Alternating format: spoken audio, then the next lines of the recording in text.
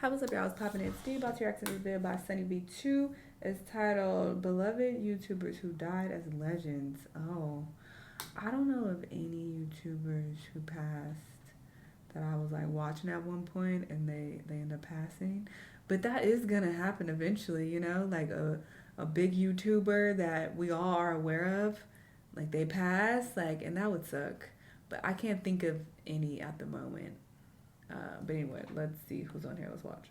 If Heaven was hosting a party for legends, then these 10 YouTubers would all be invited. Supplying the vodka would definitely be Apator, who sadly predicted his own death just days before it happened. His final video was titled I Am Not Dead, I Am 57 Today, and it followed the same premise as all his other content. Apator would film himself almost always drinking spirits before going out to play in extremely cold conditions. He'd mow his grass in the middle of a hailstorm, wash himself in bathtubs filled with ice, and wriggle like a worm in the snow. But on the subject of his death, the most important series had the label On Thin Ice. As the title might suggest, Apator would ice skate on barely frozen lakes before always falling through to make it entertaining. The problem was, due to possible intoxication and having ice skates on his feet, Apator often struggled to escape the freezing water and had no one there to help if things didn't go to plan. I'm most time alone, 99%.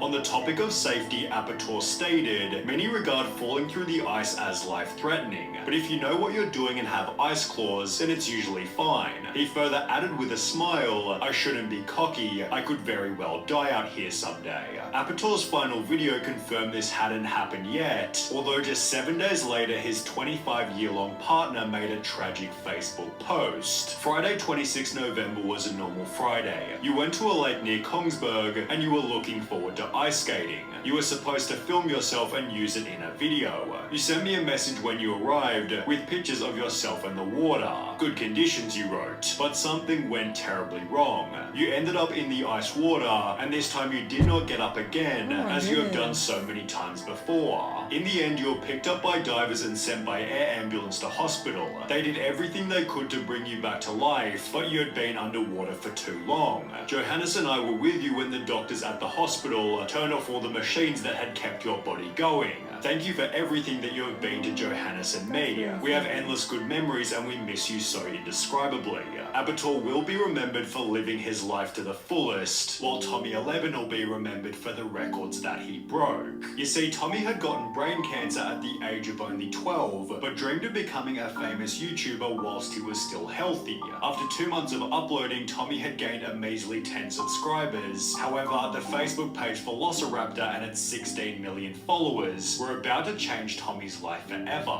They'd post a photo of Tommy's channel with the caption, "Let's fulfill a dream." His name is Tommy. Unfortunately, he has brain cancer, but he has the hope of being known as a YouTuber. It is our time to make a child happy. Shall we help him? Here's Tommy's channel. Only 3 hours and 40 minutes later, a comment showed Tommy had gained 800,000 subscribers, grabbing the attention of Dross Rodzank, El Rubius OMG, Oron Play, and the Gref, who sent their combined 100 million subscribers to help with the young boy's dream. Within only 10 days, Tommy had gone from 476 subscribers to 7.2 million, which after growing to 10 million later that year, also meant he broke the following records. The most subscribers gained in an hour, the most subscribers gained in a day, the most subscribers gained in a week, the fastest channel to achieve 1 million subscribers, and the youngest creator to achieve both 1 and 10 million subscribers. Tommy was therefore also sent a diamond play button, although only his parents were there to see it come. Tommy had died just 2 months beforehand at the age of only 12. In the very same year, we lost Laoshu 55,000. Moses McCormick taught himself to speak over 50 languages fluently, then talked to random native speakers who were always extremely shocked.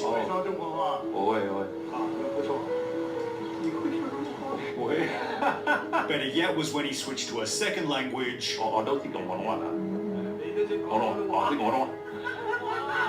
That's the main language spoken in Hong Kong. or when he spoke an unusual language that wasn't quite so common. You're Germany? I'm Hungarian. Oh, Hungarian. See, hold on. These videos helped Moses to gain 1 million subs. However, in May 2020, Lao Shu's brother Mark, who often appeared in the videos, uploaded his own video titled "Warning Video to Lao Shu Family, Friends and Fans, Moses is not safe." In the video, Mark explained that Lao Shu had begun a new relationship with a girl who he believed was acting very strangely. I don't know this girl, and she came out of nowhere. She's an ex-federal agent. The video was especially concerning after this was also said, "We have to pray for Moses right now. He is not well. She actually has been manipulating him, and he is not well. He's not well." And while this could have been dismissed as an overprotective brother, Lao Shu died unexpectedly only 9 months later. The cause of death was supposedly a heart attack, yet Lao Shu's brother didn't buy it for a second. And it would be a damn lie to tell the world that he died of a heart attack. He'd upload a new video believing Lao Shu was murdered by his girlfriend. In 2020, I shared my concern regarding being associated with that new girl that nobody knew. Also starting an online fundraiser which read, "My brother didn't have any chronic illness and never complained to me about heart issues. When I seen the condition of his body, I immediately knew he was killed." Yet Lao Shu's girlfriend responded to the claims by calling them baseless conspiracy theories. So exactly what happened is for your own conclusion, but the assassination of Christina Grimmie is much more cut and dry. Christina began on YouTube by covering popular songs, and only 2 years after starting, Selena Gomez hired her. Christina's popularity exploded after placing third on The Voice, giving her the audience to play live in concert, where the unthinkable tragically happened. On the 10th of June 2016, Christina posted a tweet reading, "Orlando, come out to the show tonight at the Plaza Live, starts at 7:30, also attaching the following video. Hey guys, what's up?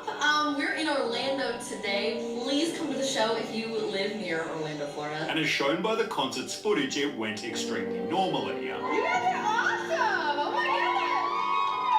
However, after the show concluded, Christina held a meet and greet, where just minutes after taking these fan photos, Kevin James Louisville walked up and fatally shot Christina. She's since been remembered as a beautiful person and an amazing singer, a beautiful soul with an amazing voice, and an incredible talent that won't be forgotten, similar to Rich Piana, who also inspired millions. The bodybuilding YouTuber had been using PEDs since a very early age. I've been taking steroids since I was 18. I'm 43, so what is that, 25 years? Accepting the side effects by stating, "I'm total 100% aware that damage is being done to my body in the choices I am making. I know for a fact that doing what I'm doing is going to cause damage, but I have made a choice and I'm willing to deal with that. I'm willing to roll the dice, and that's something you have to be willing to do." In 2014, at the age of 43, Rich Piana said this, I have to say, honestly, I've had no side effects. although only 3 years after claiming that he'd had 0 side effects. The following video surfaced showing his poor state of health. Baby, this is not normal. I know. I've seen stuff like this before. I'm afraid. Oh, this is really sad. I'm about to fall over. Babe, what's up? Babe, don't get upset, baby. Baby, everything's gonna be fine. Everything's fine. Whilst getting a haircut later that year, Rich Piana unexpectedly collapsed before falling into a coma and dying 2 weeks later. His autopsy showed his heart and liver weighed twice the average size, with the following comments summarizing his legacy perfectly. "I respected that guy. He at least didn't hide nothing about what he used. Showed folks how not to do it. R.I.P. Mr. Piana," although sadly Claire Wineland's state of health was a little less voluntary. In fact, Claire Wineland began on YouTube by talking about her health. I have something called cystic fibrosis, which is a genetic disease, meaning you're born with it. As you get older, it gets worse. I've nearly died 6 times. And despite being born with cystic fibrosis, it became substantially worse from the second she started uploading. Over the past 6 months or so, my health has declined dramatically. Just took a friggin' plummet. 2 months later, Claire explained that things had gotten worse again. You know, like, I couldn't work. I've never felt more embarrassed in my entire life. And while a viral GoFundMe had made a massive difference, We got to $200,000 with $10 donations. It's just mind-boggling to me. I don't even... this turned out to be her final video alive. Just 3 weeks after receiving her donations, Claire was given a lung transplant that caused her to suffer a stroke. She died in September 2018 at the age of 21. I'm hoping we get past 21. Like, I just wanna go clubbing once. At the same time, Etika was also trying to wear a smile. He built a cult fan base called the Joy-Con Boys. However, after 10 years of content creation, they began to notice that Etika was acting a whole lot stranger. Senzu Bean, Dragon Balls, all those things exist. Every dead person that died, they'll come back, and they'll realize they're God. And they'll feel like they're Goku. As a result, Etika was placed in a mental hospital, and despite confirming his release by posting "I am free," he had more problems just around the corner. Police returned to Etika's house after some more concerning tweets, which he'd live streamed to the public for roughly 40 minutes. If you break into my apartment, you will be breaking the law, officer. Do not step foot into my apartment. You do not have permission.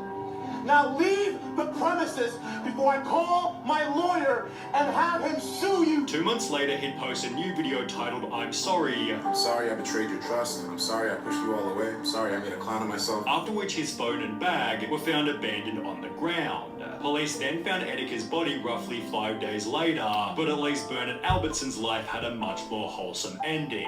Bernard didn't begin on YouTube until the age of 72, but had lived such a jam-packed life his stories were instantly welcomed. On the 8th of November 2013, he posted the incredibly viral An Old Man's Advice video, inspiring his audience with a couple words of wisdom. I was wondering why it was so viral, and I clicked on it because I thought he was about to say something like, it don't matter. Anyway, but I was confused why it was so viral, and I just clicked off of it. I didn't know he passed. Do anything that you want to do. Don't say the world is just against me. That's not true. Fun fact, no one searched for this, but we all needed it. It therefore posts another installment with the opposite philosophy to most boomers. Young people, without you, this world is nothing. You are the backbone of this world. Before uploading a series of Bible teachings, one of which from April 2019 discussing Armageddon and the end times. Well, as the top comment read, "May you rest in peace," it turns out this video was the end for Bernard himself, who died in October 2019 just before his 81st birthday. The channel remains active with content posted by his son, while more tragically, Technoblade's channel is still active with content posted by his dad. Technoblade was gaining roughly 20 million views per video when after a 3-month break he'd make an unexpected announcement. So in the last few days of July, I noticed that my right arm was starting to hurt a decent amount. I headed over to the doctor to see what was wrong. And the reason my arm hurts is because I have cancer. Techno spent the video joking like it wasn't all that serious. Of all the phone calls I've made, nobody took the news worse than my health insurance provider. They've been inconsolable for weeks. They were like, "You got what?" Having full confidence that things would turn out fine. I just want to clarify that the doctors I have are like insanely good, bro. I'm going to be getting some of the finest healthcare in the world, so don't worry about me too much. It had seemingly gotten more serious with the upload. "I almost became an amputee," yet Techno actually explained in the video that he was almost back to normal. I now have 99.9% less cancer than I used to, which is pretty great. World of difference between that and 100%, but so far everything is going according to plan. It seemed his condition was only getting better. So my arm, it's gotten a lot better. I can raise my elbow up to like my chin and my arm up to my forehead. However, only 3 months afterwards, it was confirmed by his dad that Technoblade had passed. Despite talking about the cancer in his arm, Techno didn't mention that it spread across his lungs, taking his life and devastating a fan base, like the death of Joe Lindner. He was often referred to as the legendary Joe Aesthetics, initially going viral for a muscle movement known as Alien Gains. However, Joe explained that it came from rippling muscle disease, and it was actually difficult to live with. By the way, it hurts so much, bro. It hurts like crazy. Further adding on Bradley Martin's podcast, it affected his vital organs. But there's nothing bad to the disease, no? Let's be honest, the muscle is also, the heart is also a muscle. And that's my biggest concern always. Scary. What if I have such a bad cramp that my heart gets a cramp? I don't know. A heart attack. The conversation then flowed toward bodybuilding deaths. The fitness industry in general, a lot of people are kind of, going out. Yet neither Brad or Joe could have ever guessed that only 23 days later Joe would meet a similar fate. His girlfriend announced his death via Instagram, the cause of which being a brain aneurysm, remembering her partner with a pretty accurate description. An amazing and incredible person in this world. Oh my god, this was depressing. This was so sad. I mean, I don't know what I thought it would be. Obviously, it's gonna be depressing, people dying. But yeah, RIP to all of these creators. I wasn't familiar with any of them except No Etika. I definitely remember hearing about that. And that older guy, I came across his video randomly. It was like recommended to me, and I remember clicking on it. But I did not know he passed. But yes, RIP to these people. Very sad. Y'all let me know what y'all think. Let me know what other videos you want to watch, and I'll see you on the next time. Bye!